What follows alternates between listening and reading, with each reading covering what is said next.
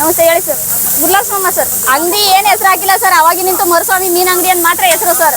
ಎಲ್ಲಾ ತರ ಸಿಗುತ್ತೆ ಆದ್ರೆ ನಾವು ಹಾಕಲ್ಲ ಸರ್. ಜಿಲೇಬಿ ಮೀನ್ ಮಾತ್ರ ಟೇಸ್ಟ್ ಚೆನ್ನಾಗಿರುತ್ತೆ, ಬೇಯಿಗೂ ಚೆನ್ನಾಗಿ ಸಿಗುತ್ತೆ, ತಿನ್ನಕ್ಕೂ ಆರಾಮ್ ಇರುತ್ತೆ. ಏನ್ ಸಣ್ಣ ಜಾಸ್ತಿ ಅವಿ ಮುಳ್ ಬರಲ್ಲ.